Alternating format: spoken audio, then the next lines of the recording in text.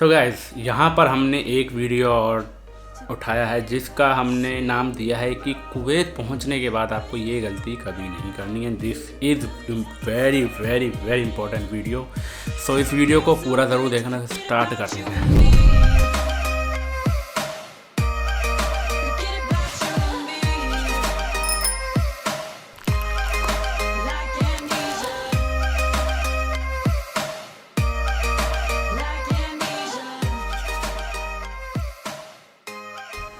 Hello everyone, welcome back to the channel guys. So yeah thank you so much for love and support जो कि आप लोग दिखा रहे हो। And I am so excited for my birthday. 18th of October is my birthday. मेरा birthday के साथ साथ ना मेरे घर में सोचो कितने कितने बर्थडे आते होंगे। मतलब गैस करो, कमेंट करके एक बार बताओ ज़रा कितने आते होंगे। मैं नहीं बोलने वाला, आप कमेंट करो, मज़ा आने वाला है।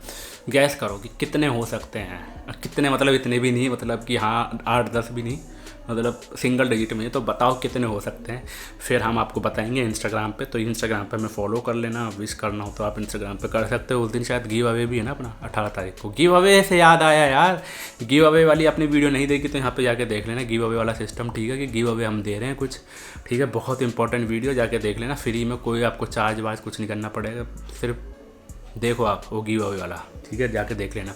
तो अब बात करते हैं कि अगर आप इंडिया से कुवैत फर्स्ट टाइम जा रहे हो तो आपको किन बातों का ध्यान रखना। ये सिर्फ उन लोगों के लिए जो फर्स्ट टाइम जाते हैं, जो कभी नहीं गए हैं, ठीक है, जो कभी नहीं गए हैं, फर्स्ट टाइम जा रहे हैं इंडिया से कुवैत, तो आपको किन बातों का ध्यान रखना है। देखो मैंने एक वीडियो बनाई थी इंडिया से कुवैत क्या क्या लेकर जाएं, वो आई कार्ड में डाल दूंगा।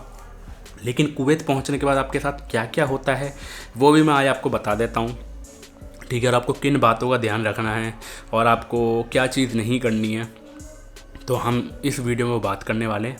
लाइक का टारगेट इसका थोड़ा ज़्यादा रख देता है, 300 यार। अब आप सबसे पहले मानो कि एग्जाम्पल कि आप कुवैत एयरपोर्ट पे पहुंच गए, आपको कोई बंदा लेने आ रखा। ऑब्वियसली बिना ऐसा हो ही नहीं सकता। आप जब फर्स्ट टाइम जाते हो तो कोई ऐसा नहीं हो सकता कि आपको कभी कोई लेने नहीं आए। कोई ना कोई आपको लेने आ ही रखा होगा, ठीक है। कोई आपको लेने आया है, वो आपको रिसीव करेगा, आपके नाम के साथ खड़ा रहेगा। हाँ भाई विपिन गुजेला आ जाइए, शेर वापस आ गया है कुवैत में, आ जाइए। जस्ट जोक, थोड़ा सा हंसी मजाक भी चलता रहना चाहिए यार, ठीक है। आई एम सो एक्साइटेड कि हम कब कुवैत जाएँ। डोंट नो, वीज़ा बस खुलने का इंतज़ार है ना। तो पहुंचने के बाद भैया हम जाते हैं अपने एकोमोडेशन में, जहाँ पर भी हमको एकोमोडेशन मिला रहेगा कुवैत के किसी भी, वहाँ पर किसी भी कोने में। पहुँचने के बाद आपको पैसे मिल जाते हैं 20 से 25 केडी, 20-25 केडी, 15 केडी, इतना आप मान के चलो कि आपको मिल जाएंगे। लेकिन वो पैसे अगले महीने जब आपको सैलरी मिलेगी, जब भी सैलरी मिलेगी, अगले महीने या उसके अगले महीने जब भी आपको सैलरी मिलेगी, तो आपको वो पैसे कंपनी को रिटर्न करने पड़ेंगे। मतलब कंपनी आपसे काट लेगी, बिकॉज वो कंपनी ने आपको ऐसा खर्चे के लिए यूज़ किया। जो आपको फूडिंग के लिए पैसा जो मिलता है ना, आपकी सैलरी में लिखा होगा फूडिंग में शायद 15 KD, 20 KD, 25 KD, I think वैसे 95% जो है 20 केडी मिल जाता है। क्योंकि फूडिंग के लिए मेरे हिसाब से 20-25 केडी देना, कुछ का मैंने देखा ऑफर लेटर में 15 केडी लिखा है, बट 20 केडी देना। आपको सबसे पहले मिल गया 20 केडी। और 20 केडी करने के बाद फिर क्या है, कंपनी बोलेगी भैया हमको अपना पासपोर्ट दे दो पासपोर्ट। आपने पासपोर्ट देना पड़ता है, बिकॉज कंपनी ने खर्च किया होता है। और ऐसी बहुत कम कंपनीज होती हैं, बहुत कम मतलब बहुत ही कम, 100 में से 95% कंपनीज ऐसी होती हैं जो पासपोर्ट नहीं लेते, बट 95% ले लेती है। बिकॉज वो इसलिए कि कंपनी ने खर्च किया होता है।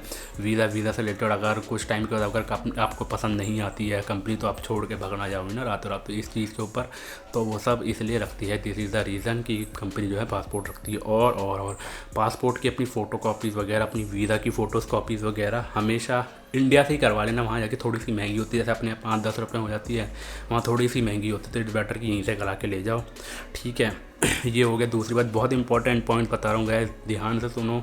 और मेरे दिमाग में अभी कुछ चीज़ें चल रही हैं तो मैं भूल ना जाऊँ, ठीक है। सो ये सारी चीज़ें हैं।